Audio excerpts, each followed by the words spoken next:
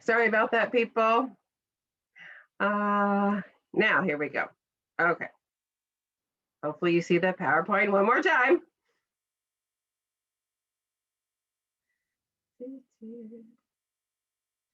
So we hear the term ally. We think we're an ally. We know we're an ally. But here's what I hope to achieve today. You'll know what it means to be an ally. You'll know where you fall on the allyship continuum. Remember, if I hope we would all move away from any binary thinking, right? Yes, I know sometimes we have to have a yes or no answer, right? I get that.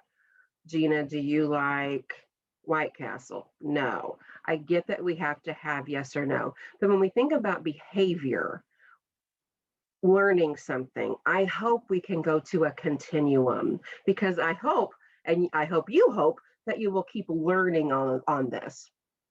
You'll learn action steps to improve your skills. So what's an ally? A person who supports, empowers, or stands up for another person or a group. I think we can all say, okay, I know that. Either you acknowledge that you are an ally, or you know someone who's an ally. Okay. What is it? It's a verb, not a noun. Why? Because you're always in action. You're always listening, you're always learning, you're always supporting, you're always questioning and wanting to change the system. You always have that ear thinking of, is this the most inclusive way? You're always looking around the room saying, gosh, oh, wow, I was just invited to be on a committee and there's 3 white men on the committee. I hope as an ally, one of the white men looks around and says, gosh, shouldn't there be a female here? Shouldn't there be someone of color here? That's an ally. That's having your mind in the right space.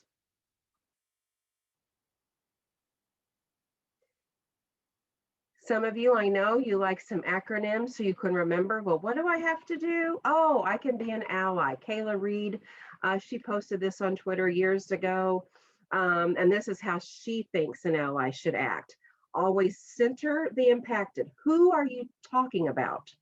Right? So if I say, I'm an ally for the unhoused or the homeless population, that people experiencing homelessness in Bloomington. Okay, if I am I centering what I'm going to do around them, or is it really me? Hopefully it's them. Am I listening and learning from those who live there? I can guess what I think I would need as someone experiencing homelessness, right? I can sit here and say, well, gosh, okay, if tonight I had to spend the night outside, it's cold, I want socks, a tent at least, cardboard so I don't get cold, right?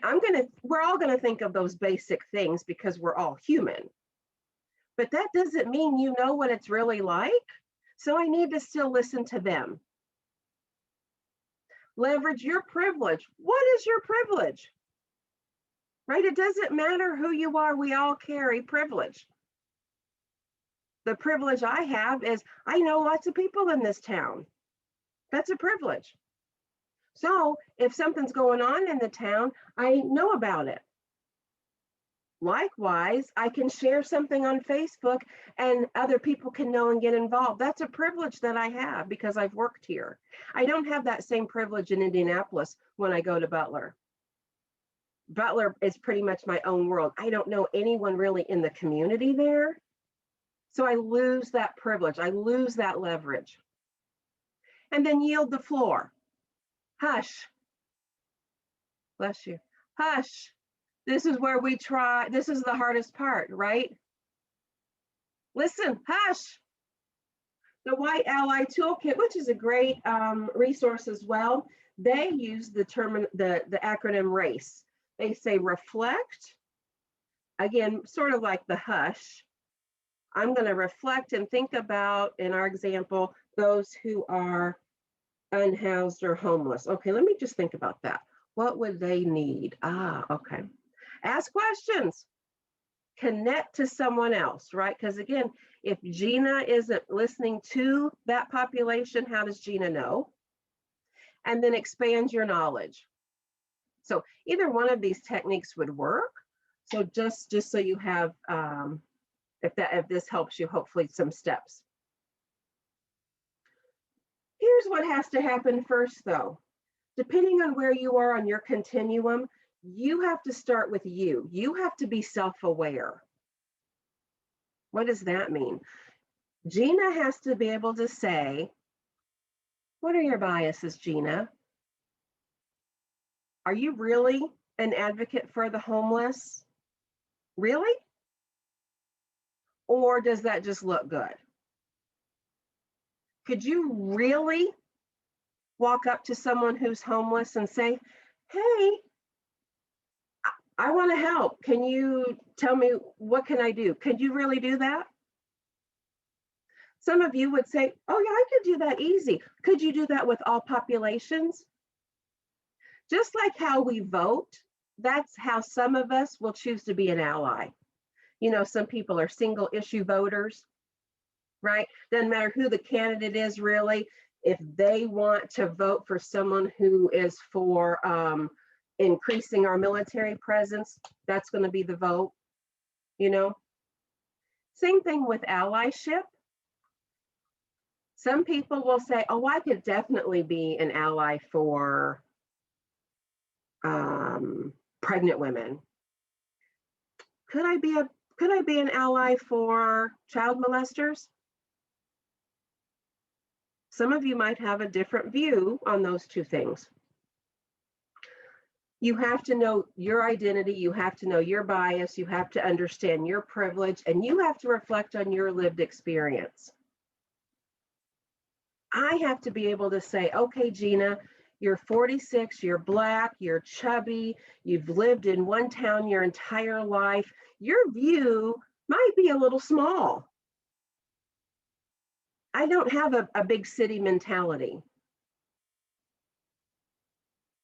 Does that matter? It might, depending on what I need to do. Regardless, I still at least need to acknowledge it. I still need to acknowledge that I don't know what it's like to be, you know, what we see on TV, like the streets of New York. I have no clue. I still pretty much would feel safe walking down any street in Bloomington. I don't think I would feel that way in Chicago. That's my lived experience.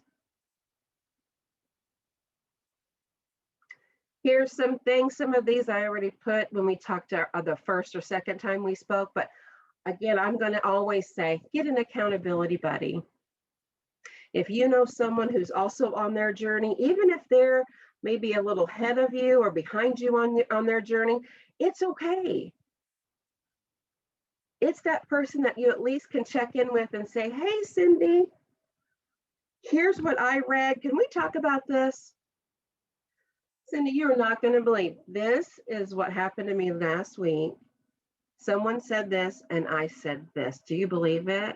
Even though I knew it was wrong, I said this. Having that person just to talk to with, that accountability buddy, is going to frame your awareness and privilege.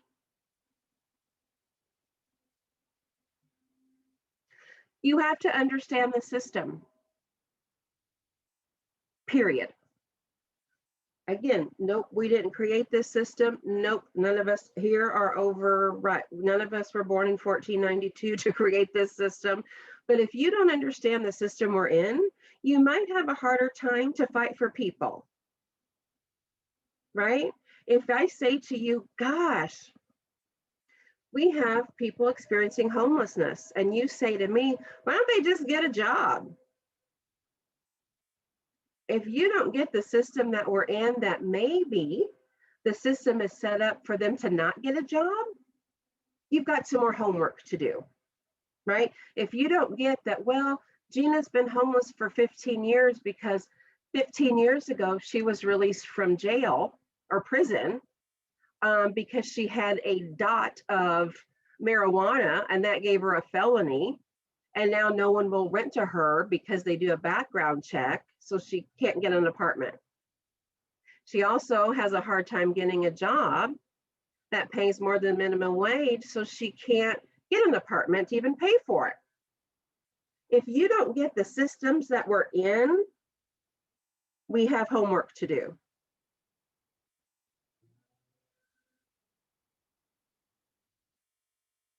If you picture this as a coin, this is the system of inequality, period.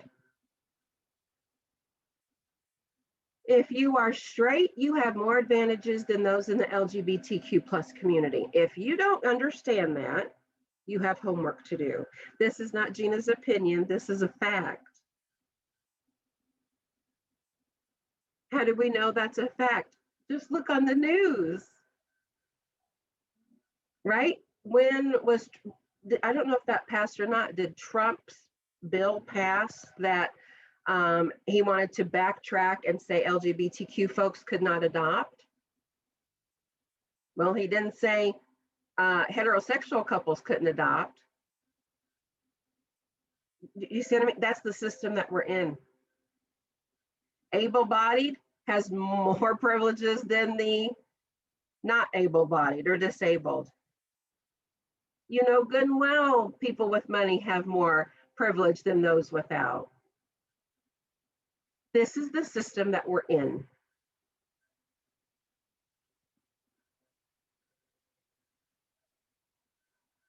Here's where some of you are going to be.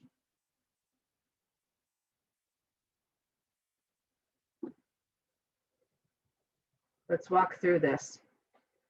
This is one, I feel that this is something that gets very frustrating, right? Let's just say all of you are advocates and I hire on to work with you and I'm in the pity phase. It might be frustrating to work with me. Here's the pity phase. Pity phase would be, oh, I feel sorry for you. I'm going to stick with my people who are homeless example. So let's say we're walking down the street, no COVID, summertime, and you and I are walking down the street and we look over, there's 4 or 5, what we appear to think of homeless folks over there in the park. And I say, gosh, I feel sorry for them. That's it. My mind, my tummy goes no further, right? That's just pity. You know what pity is. Sympathy, your tummy goes a little bit deeper and says, I feel for you. Wow, I feel for you. I wouldn't want to be homeless. I get it, but that's it. Empathy, I feel with you. You're going to think a little bit more. Oh, wow. Whew, feeling stand the night tonight in the cold. I feel that. I don't want to do that. Can you see these 3 still require no action from me? I've done no action, right? This is all a matter of your own feeling in your tummy. Again, some of you are going to say, yeah, I get those 3. I can feel that for every group. I'm a humanitarian. Every human that is in a situation, I can feel it. Some of you, though, are going to pick and choose where you are. Some of you might be empathy with the homeless folks, but pity with the rapists. And you might say, nope, I can't go any further with that person. Do you know, Tom's raped 15 women and just got out of prison for 30 years. I have no other feeling for him, but I can say I can feel sorry for him. Now you feel compassion. I'm moved by you. Still in my tummy. I'm starting to think though, gosh, that's a lot of people over there in that park that are homeless. What are they going to do? What's happening? You're starting to turn. Now you're a bystander. You're on the teeter. You're right there. You might act or you might not. This is where you're going to make your decision. This is it. You go this way, you're going to come back to the compassion side. and simply not act, but you have all the feelings there. Or you're going to tip the other way and you're going to say, I got to continue my journey. I'm now going to be an ally. As an ally, I'm going to speak up for or with you. That's what I'm actually going to do some action. Hey, I know y'all don't know me, but it's going to get really cold tonight. What do you need? They might say, well, hey, we know there's a shelter 20 miles from here. Can you give us a ride? Sure, get in the car. It's an action. No, I didn't change the entire homeless population in our county, but I took an action for an individual or that group of 5. Or, hey, what do you need? I don't have a car. I'm just walking, so I can't drive you anywhere. But hey, what about a bus pass? Will that help? Here's money for a bus pass. Here, I've got my credit card on my phone. Can I Uber you to get to that shelter? You know what? We are right here by Kroger. Can I run in and get you some food? It's some kind of action. But did you see in that action, I asked them what they needed? I didn't say, oh, hey, homeless folks, I'll go get you a quarter pounder with cheese. I'm going to ask them what they need. Some of you might already be an advocate. Now I'm going to publicly speak out on the homeless folks. I can't believe that I saw this today. I'm going to get on Facebook and I'm going to say, do you all know about the folks experiencing homelessness in the park? What are we doing about that? I'm going to write the mayor. I'm going to find out who's on the county council. I'm going to speak up publicly, not just to my group, publicly. As an accomplice, I'm going to work to challenge and change the system that we live in. So now not just writing the council people, the mayor, the newspaper. What's really at the problem here? What is it? Is it lack of apartments in Bloomington? Is it, oh, we've got a lot. Oh, is it the cost? Do we not have enough jobs that pay enough to pay the cost? What's the issue? I'm going to work to challenge that bigger issue. And then as an activist, I'm going to lead this charge, this change. Right? I'm actually going to now be like, you would all know this is my walk of life. Every time the county council are going to vote on housing lines and zoning laws and whatever, I'm going to be there. Can you see where you might fall on the system, on the allyship continuum?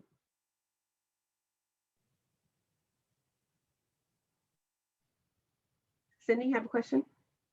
No, I was just going to say yes. And I see that I change a lot through that continuum, depending on the situation, my mood. I mean, it fluctuates so much externally and internally that I don't feel like I even sit in any one on a continuous basis. Gotcha. And do you have a reason for that?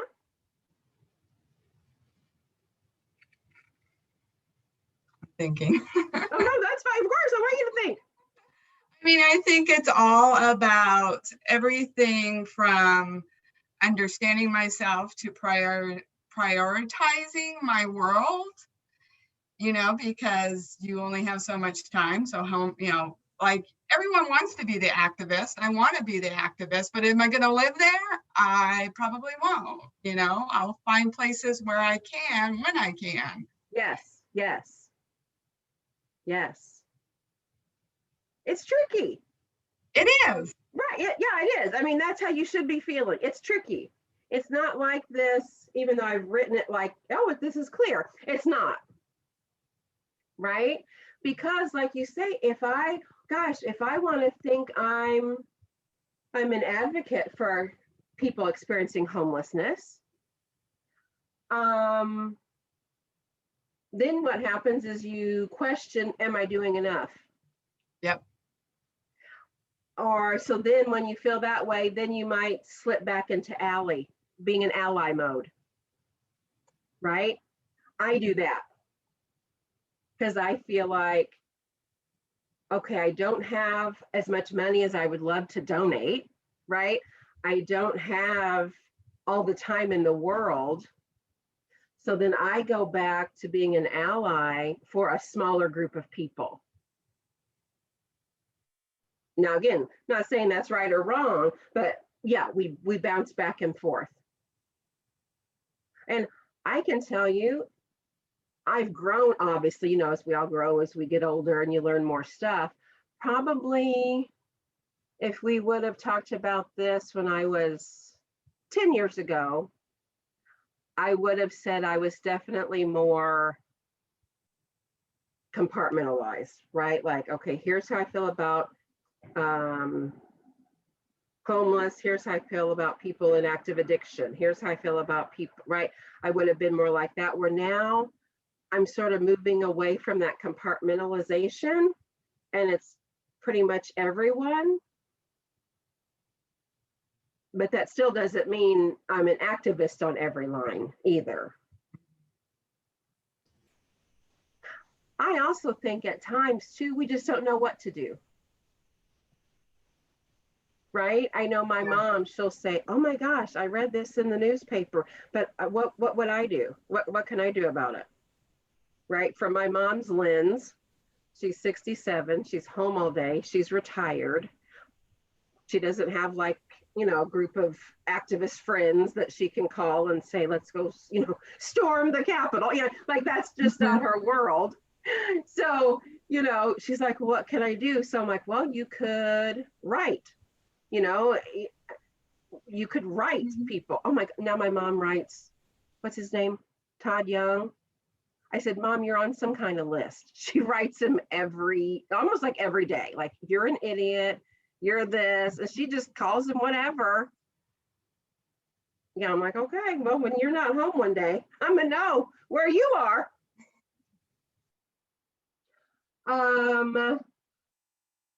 Someone messaged me, why is it accomplice? I looked up that word and it seems to have some negative connotations. A person who helps another commit. So yes, if you look at, depending on where you look, if you look up the word accomplice, that would mean if I said, well, Jill was my accomplice, she helped me rob the bank. Of course, right? Way to go, Jill. What would you do, Jill? Stand out in your hat and your, I don't know, what would you have, a musket? Okay, sir. Gina, Get back. Okay. stay on topic, Gina. I'm trying, but that was funny. Nathan, wasn't that funny? I just see her wearing a bonnet. It's like I see a bonnet. I'm in the bank trying to get stuff done. She's out fixing her bonnet and loading her musket with something, and now I'm already halfway down. She's trying to get on her horse. Do you see this whole scene playing out? Anyway. So yes, if you look up the word accomplice, that's what it means. But we can still sort of take that same thing. Obviously, in that example, that wouldn't be good, right? Once we got arrested, they would say to Jill, well, you were her accomplice. You're going down with her. If we put that positive spin or a social justice spin on the word, you're an accomplice, meaning you're helping me get what I need. So no, I'm not robbing a bank, but as an accomplice, I'm working to change the system for this group of homeless folks. And just like pretty much anything, these words change. If I would have given this talk 7 years ago, we probably wouldn't have put in bystander or accomplice, and probably not even advocate. So as they learn, the researchers learn how our minds work when we think about helping folks, then other words are added. So, where do you fall on this scale? Of course she does. I just had to read the chat. She has a basket of veggies. Oh my God, of course she does. And canned something, pickled beets or pickled eggs.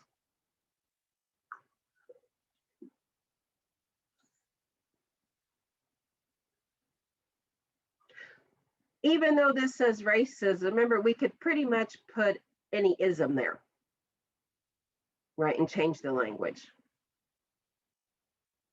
So this still has to do with you, right? You have to say, where am I? What's my learning? If I had Mark with me, Mark, my friend in the clan, he would say he's an overt racist. Whites to him are the superior race. Whites will be under attack soon. What can they do to fight that? This is God's will for white people to be the superior race. He truly believes that. Okay. I mean, there's really nothing else I can say. If that's how you feel about even whatever ism, we could change that to men are the superior sex.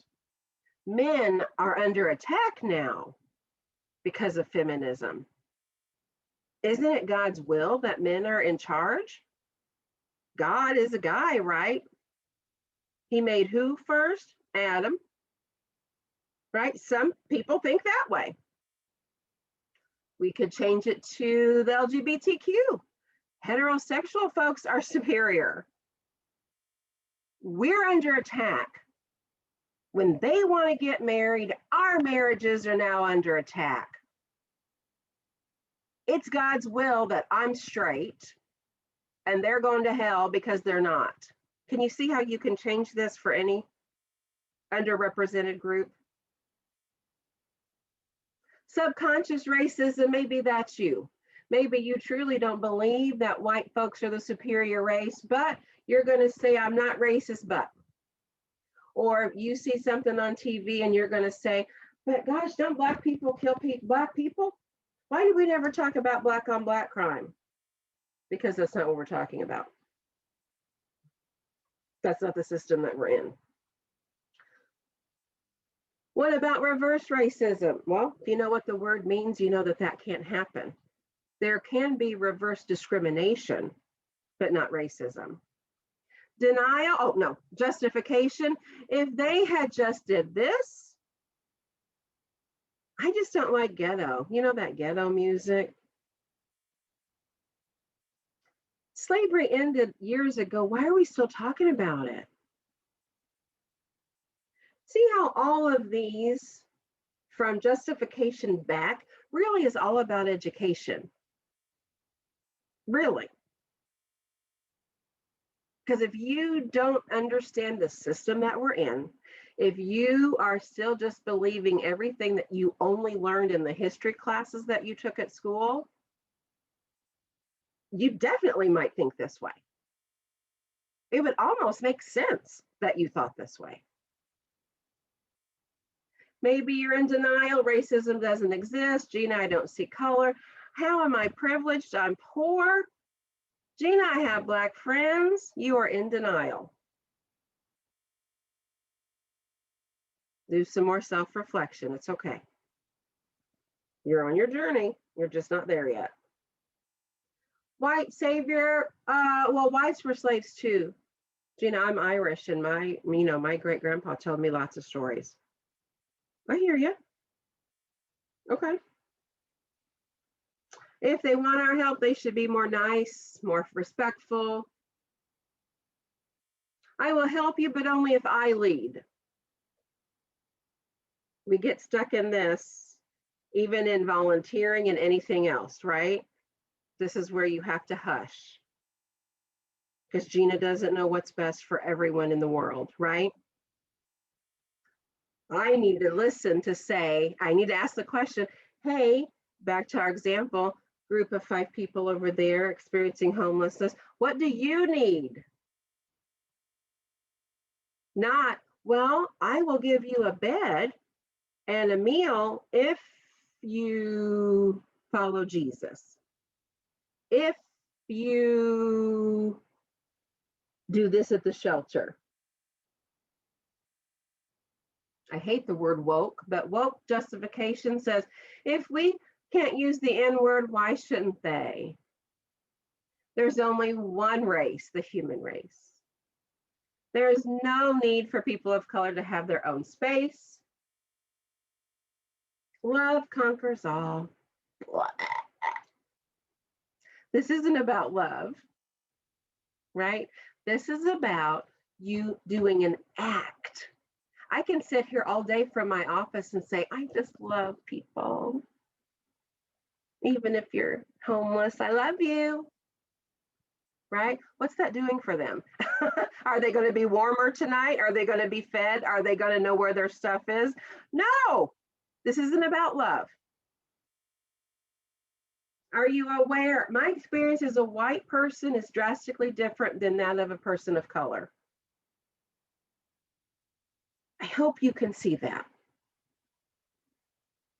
Or again, we can switch this. My experience as a man is different than a woman's. My experience as a heterosexual person is different than that of someone in the LGBTQ community. Yes, my life as a poor white person has been hard, but it isn't as hard as if I were poor and a person of color, because I understand the system that we're in. Systemic racism is very real and needs to be ended. This is where I need you, right? You're here, you're an ally. I will make space for people of color. I will put my safety, health, and freedom on the line to fight for a person of color. I will let them lead. Now, again, this is all about where are you and where are you comfortable with being? Some of you maybe never get past the love conquers all. Okay. Some of you might never get past the justification stage.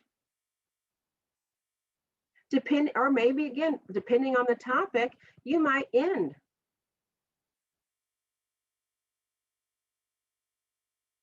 I have one cousin.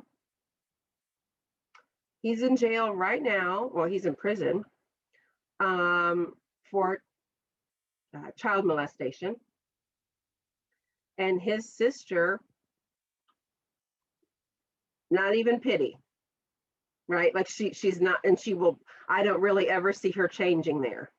She has no pity, sympathy, empathy, compassion for people who hurt children in that way. Now, other issues, she's an advocate. Only you can decide that for you.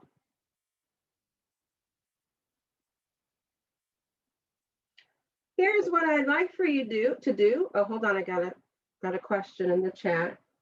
Where does it fall on this continuum when someone compares another group and how they were discriminated against? I sometimes have family members who compare how Jewish folks were treated and how they didn't take help when offered because they thought they would become dependent on it. So, right, if I'm talking to someone and someone compares another group and how they were discriminated against. And when someone says to me, well, Gina, what about the Jewish population? They had it bad too. This isn't an Olympics to win who had the most discrimination, right? No one wants to win that gold medal, right? I'm not taking away, right? This isn't pie. I'm not taking away anything from the Jewish folks, gracious sakes. But I'm telling you my lived experience. So as a Black woman looking at Black history in the United States, here's the facts that I know. So when someone is comparing, I would say they're in denial. white savior. And until they do some education, I don't know if I don't know if it's worth your energy to keep on having that conversation. That's exhausting. Speak up. Again, you're asked to form a committee. There's no people of color, no women. As a white guy, you could say, we need to change this. You hear a racial joke or slur, say something. Don't just walk by, right? If I hear Christy and Alex saying a joke about people, I could say, as an ally, hey, did you just say that? Alex, I can't believe you just said that joke about Hispanic folks. Wow. Even just that one question might stop Alex and Christy in their track from doing it again. Salary transparency, if you have that kind of power or privilege in your organization, ask for it. One way to be equitable and equal is let's see the salaries. We know research says, right, white women, y'all have been at 77 cents for the dollar my entire life. I think it's 48 years. Why isn't that changed? Oh, because we need more white men to speak up about their white women. Do you see that? If someone tells you their pronouns, use them.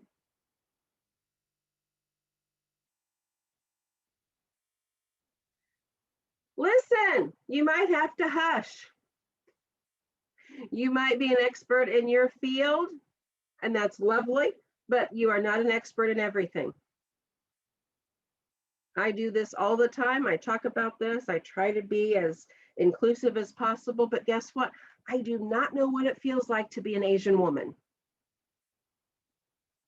Nope, not my lived experience. Now, can I empathize? Yep. Can I imagine? Yeah.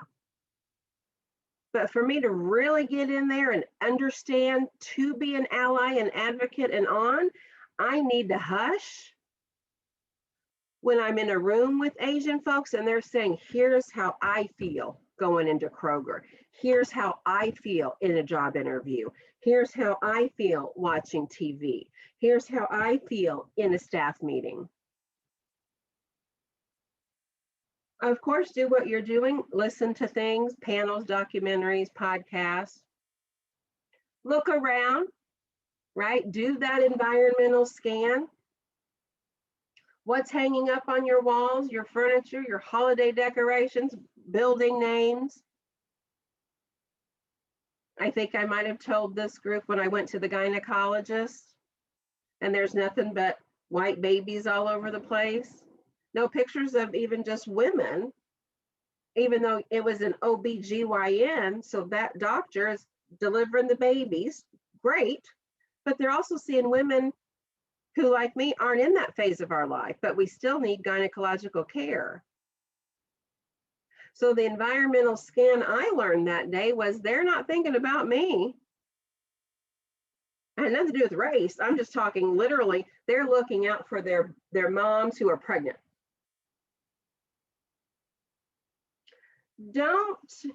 This is the one that's hard too, expect to be taught or shown. Now, of course, it's my job too, so that's different. I'll answer any question you have. But if we work together, let's say I was in your office and you were on your own journey and you were thinking about things. Nope, Nathan doesn't have the right to come up to me out of the blue and say, oh, hey, Gina, could you help me with this grant? Oh, yeah, and what's it like being Black? What? Now, maybe if we had a relationship, he might say, hey, Gina, after work, do you want to go get drinks? Because I have some questions. I'm trying to improve my allyship skills, and I want to hear more about your experience. Give me the chance to say yes or no. Sometimes I might not want to talk about myself. Do not participate in the gold medal in the oppression Olympics. Right? Again, this isn't a comparison. Yes, your family might have had it hard. Yes, your family might be poor. Okay, what does that have to do with me listening to this Latina? Nothing. Do not behave as though you know best. I don't. I have to say, one year, gosh, I don't know, maybe 3 years ago, I had a class, I was teaching a class at IU, and we were doing work with Crawford Homes. You know, Crawford Homes, they're on the south side. And we were going in there just to do what we could. And so, of course, me included, we went there with our biases. What did we think the folks needed was completely opposite of what they needed. Completely so I don't know what's best. I might guess, but I can tell you what I thought they might need. Nope. What did they need when we got there from students? They wanted to know more what I would call practical things that I take for granted, to be honest with you. This one man, he had not had his own place for like 24 years. What? 24 years? He didn't know how to work a microwave. Well, again, in my mind, who doesn't know how to push a one button? Do you know what I mean? Even if I went to your house and I've never seen your microwave, but because I'm used to them for the past 30 years, it's easier for me to work one. He didn't have that recognition. Then we had a group of students that worked with them with, and this will sound, to me, this sounds odd, sitting in your house. What? What do you do when you get home? If I got home today, no COVID, I walk in my house and I stay there. I mean, if it were warmer out, I might, I may sit on my porch, but I consider my living quarters to be my living room. They don't. There were 3 or 4 of them that they lived next to each other, right? Single people. And what they would do is, maybe one would knock on these 3 doors and say, hey, what you doing? And then they'd stand in the hall like they were still experiencing homelessness. They could not get in their mind that I could say, hey, Jill, Nathan, Amy, I'm lonely. I want to talk to you. Come on in and we can sit down in my living room. So we practice that. That was not on my mind. Right? Like that was not on my mind. Don't take the credit for the labor of those who are marginalized and did the work before you stepped in. Don't assume every member of an underinvested community feels oppressed. This is tricky too. You might walk up to someone, again, experiencing homelessness, and they're like, oh, I'm fine, I'm good. Again, that might be shocking to you and I because I want a roof. So don't be shocked if someone says, oh, I'm good, thanks. Okay. Don't be afraid to make a mistake. No one wants to make a mistake, right? No one gets up and says, well, I've got a meeting at noon. I hope I fail. Who does that? We don't. So in going out and being an ally or the ones after an ally, you're putting yourself in a vulnerable spot. Because what if I go to McDonald's today and there's usually, I live on the east side, so the McDonald's east, there's usually one guy that stands there with a sign. What if I say to him, hey, buddy, do you want a cheeseburger? He might cuss me out. I don't know. You might then think, God, did I say the wrong thing? Should I just given him $1 instead? What? Don't think of everything that you do as right or wrong. You're trying and we're learning.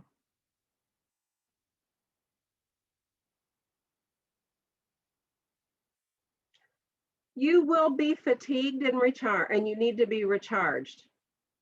If you're friends with me on Facebook, you know my word's exhausted, because sometimes that's literally how I feel.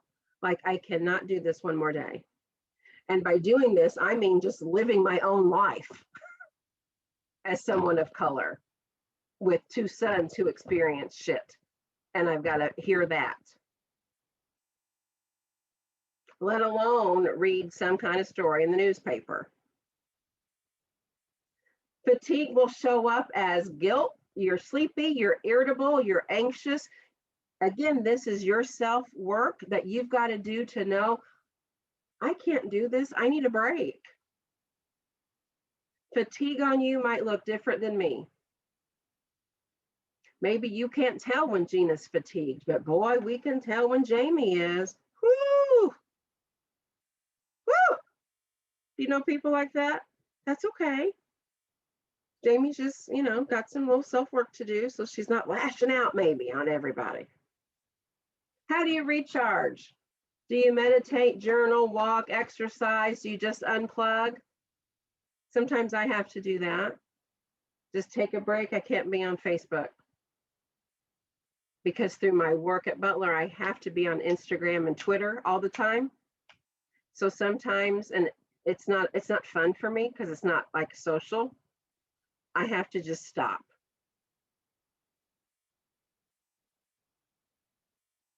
Questions for me?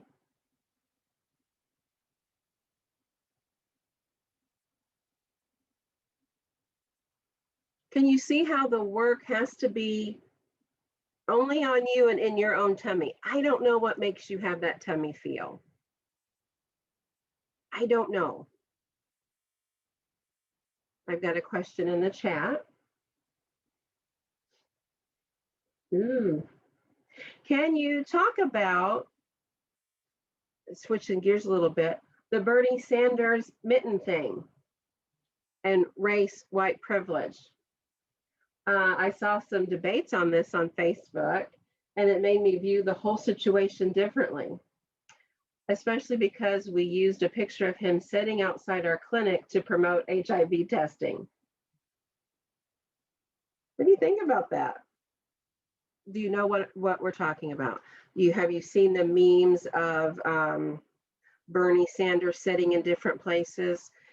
When he was actually at the inauguration, he was sitting there alone. You know, his arms were folded because it was cold, is my guess is why he was looking like this. And then for some reason, that picture just went viral. I mean, so then you saw it all over. I know he was sitting on Butler's campus. He was sitting at IU. He was just all over the place. So some people, again, remember, we have our continuum. I don't believe there's really a right or wrong, depending on your perspective here. Is that wrong to use his picture like that? My first thought is to say no, because gosh, do you know how much money he raised with that? It was in the lots of money, right? He said he, you know, contacted a company. They put that picture on a shirt. Then he did donate all of those funds there to his in his local town. So on that note, I'm okay with it, but it definitely speaks of his privilege, right? But I want to hear your thoughts.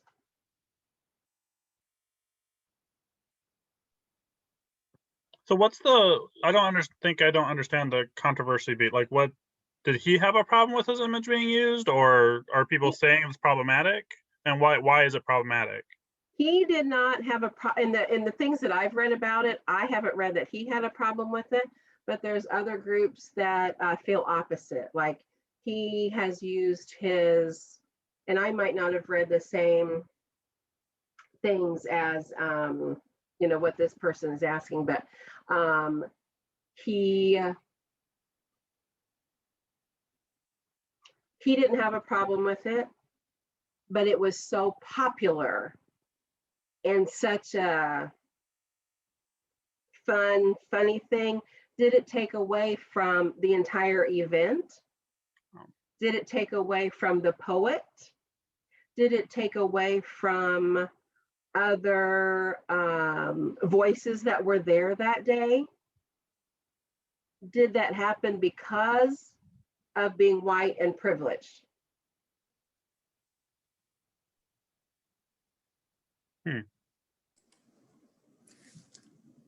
I also heard when I was looking at some of these people talking back and forth, and people in the community, I feel, have much more lived experience than I do. So I was really trying to listen to those voices that, you know, this was a historic moment for the VP, being the first woman, person of color, and that there was like less attention of that because there was so much attention on Bernie. Or that also, if a person of color had been dressed down, sitting there, maybe not looking happy, they wouldn't have gotten the same positive attention, that they would have been a negative light. They would have been looked at as a bum. Yeah, that I hadn't thought of. Because couldn't you imagine if Obama didn't show up looking sparkling? Right? I mean, really, let's get real. If Obama would have shown up looking like he did, sat alone with Michelle over in the corner, they would have had a heyday with that man. I mean, he got in trouble for wearing a tan suit, so. Right, remember that? And remember when Michelle showed her arms? Do you remember that? She had a sleeveless top on, And and Michelle people showed called her a arm whore. in winter. Yeah, Oh, she no, was they a called her whore. a man. Right. Yeah. So, wow. That makes more sense to me. Does that make more? Okay. I mean, I think it's one of those issues where the way I would see it, one, kind of like it's not a pie, like having all that attention doesn't have to take away from them the historical significance of the event. But I could see where for some people it could. But I think that's just a matter of people being aware. Right. But that's just me. Right. I feel like a lot of people are focused on Bernie Sanders because they wanted him to win. Yes. And they like the idea of an old Jewish man wearing mittens that were given to him by, a teacher, and just like being the Bernie that they all wanted to win. And exactly. Yeah, I think there's so many issues here. If it would have been maybe another white guy, I think it could have gone another way. But I agree with you, Alex. I think there's so many people who wanted Bernie to win. He is very popular. Seeing him and then seeing him live his values, right? Consistently. He wasn't dressed up. He did wear those mittens. That's him because he wants to live that way. So it's an interesting debate, right? It's an interesting conversation to think, okay, did this take away from the poet? I don't think so. I think she still received wonderful credit, wonderful reviews. Her silhouette is on several t-shirts that I've seen with her quote. So I don't really personally, that's just my personal opinion, I don't feel like it did. I feel if anything, it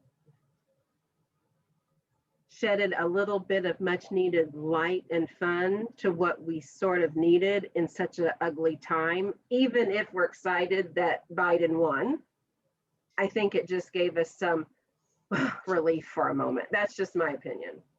But I can hear the others, definitely. I just wanted to bring it up because it was one of the voices in the long discussion, which I tried to tag you in, but it was a private thread. Is one of the leaders in our Bloomington BLM, and so I just was trying to make sure I didn't completely miss something because of my privilege, and that's for me to consider. Sure, I get it. No, I think it's great. I'm glad you brought it up. It's a great, again, in anything that we talk about with that perspective, is there another way that you can look at something, right? That's what it means to just challenge your own thinking, right? If you looked at the Bernie Sanders thing and just thought, oh my God, this is funny, I needed that laugh, right? For me, that's where I was. However, once I've read some of their things, I can see that too. I can see maybe the next phase out or someone else's perspective, because again, if that would have been Barack, this would have been a different situation. I get it. I'm going to kind of go out on a limb here, so shoot me if you want. Okay, But it's your Mexican. yeah, Jill. And again, this could be my white privilege, but I think that there are so, I don't want to say causes, but there are so many things right now that I don't know if it's like issue fatigue. Mhm. So I found myself with this Bernie conversation, I found myself saying to myself, oh my goodness, it was just funny. That Right. it was just funny. Right. And I didn't look at a different layer of it, and now I can understand that. But I think if we bombard society with so many issues, Mhm. people are just going to just say fuck it. Freeze. Mhm. Right. It's too much. It's too Right. much. You all just want everything, and you know what? It just you I want too can't. much. You know, Right. it does the opposite, I think. Right. Right. That's just my. I hear you. And what that is, and you are right, because I feel the same way, and it is our privilege talking. That is what that is. It's our privilege talking, because we can, right? To me, I can see this as a joke, even though as a Black woman, I do know if that would have been a Black man or a brown man, this would not have gotten the same coverage. But for me at that moment, I needed to stop it. Yeah. I mean, I didn't cry at that. I cried at everything else. The significance of everything else was Yes. empowering, and that was a little bit of levity. Yes. Yeah. And now I can see how they could be. Yes, of course, if Obama had been sitting there looking like that, it would have not gotten the same, oh my gosh, that's funny, I'm going to share this meme all over the United States, in different places. It wouldn't have No, gotten that. It I would get not have. No, absolutely. And I think not. too, that goes to, it wouldn't be genuine. Like, Obama looks amazing always. Right. Like, it wouldn't be genuine. Right. I don't know if Bernie owns a suit. Yeah. Right. Right. Does he own a $5,000 suit like everyone else does? Probably. I don't know. I would say no. I don't know. I feel like inauguration is when you would wear that if you own Right. one. I think so too. And I think I agree with Amy. I felt like the Bernie meme came after. Mhm. Yeah. Like, Yeah. the day of the inauguration, 100% the focus was on that and the history that was being made. And I mean, the poet, my son now has a poetry book because he bought her book because he loved that. And so now he's like reading poetry, which isn't, I mean, he can memorize pi, but he doesn't usually read poetry. Right. Right. So, like Annie talks about how important it is to her that we have a female vice president, and that her best friend, who's a person of color, has somebody that looks like her. And we've had those discussions. It didn't take away from that. I don't feel like it took away from that day, because the memes came like the next day. Later. Mhm. But I can also see that, yes, like, but I would argue that Obama would never dress like that, because that's not who he is. No. He always No. looks spot on. Michelle would be like, "What are you wearing? Michelle would not have that. Mm-mm. You are not walking me down." Mm-mm. And I look so fabulous. I know, because she's gonna look amazing. She's So the guy on amazing. her arm ought also look amazing. Exactly. Kim says, "I don't personally know why it can all exist together at once. It can, but could be my white privilege shining through. I don't think that he distracted from anything happening at the time, but later on." You're right. For some people, though, he was a distraction even during the event. For me personally, that did not happen, but for some people, it did. I struggle with the kind of advocacy that helps draw connections between the treatment of oppressed populations and the eventual oppressions of others. For example, racism informs our criminal justice system, which impacts white people. Homophobia impacts our response to HIV, which impacts straight people. Chauvinism policies, the behavior, emotional lives of men. It's hard to make that point without centering privileged folks in the struggle of the oppressed. Oh, amen. Can you draw that advocacy, or sorry, those connections?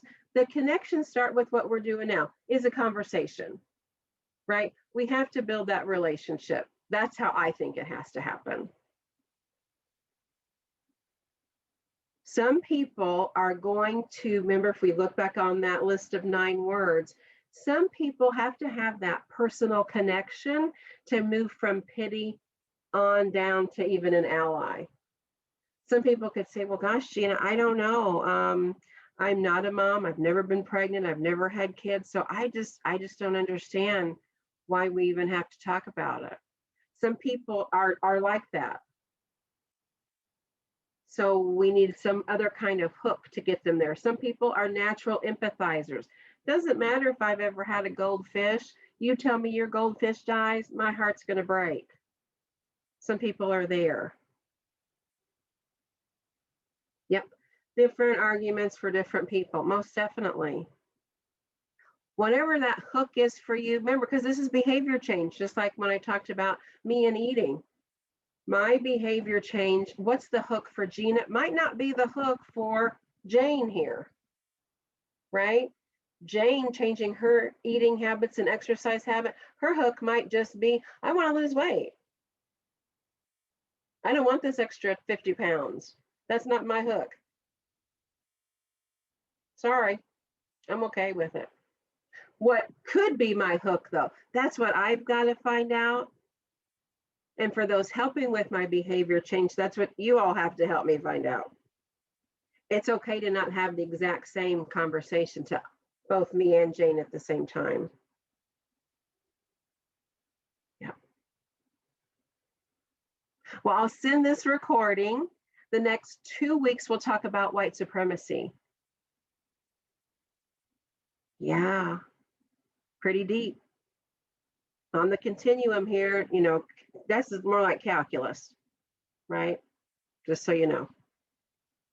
Okay, have a great week. I will see you in a week. We'll talk about white supremacy. Have a great day in our blizzard. It's a blizzard out there. Thanks, Gina. Thank you. See you. Nathan, it is too a blizzard. Go to Wisconsin for a blizzard. Nope, absolutely not. I will never live more north than Bloomington. That's Why don't you ridiculous. gatekeep snow? Don't you get Gina, or gatekeep more snow? south, or more east, or more west. Yes, exactly. Exactly. I do have one of my former GAs. She has a position with the CDC in the Virgin Islands. Oh. And I told her I'm coming there this summer. And her mom is like, no, I'm coming there. And I said, well, we'll have to work it out because I was her mom home away from home. And her mom's like, but I made her. And I'm like, I don't care. You don't know what she was like on this campus. So her and her mom, we argue all the time who's going to visit her first in the Virgin Islands. So then we've told her that she'll have to leave. So we can have her because we're going to do adult things and she's not an adult enough. So that's. It's like one of Jill's mentees is working in Hawaii, I think. See, what is that? I just keep telling him that because he'll call and ask things and be like, can I use this form that you created? Or how would you do? And I'm always like, you can write this into your grant and I can teach you how. Where you could have me. What are you doing? Exactly. Doing You this need, CA. you need an assistant when you go, Jill. What? You need an assistant when you go to Hawaii, Jill. That's right. Noted. Suddenly Jill has 30 assistants. Wow, okay. Right? Everyone's like, I just want to be your assistant. That's right. That's right. That's right. I'd be right there, right? That's ridiculous. Oh my gosh. Oh my gosh. Well, have a great day. Bye. Bye.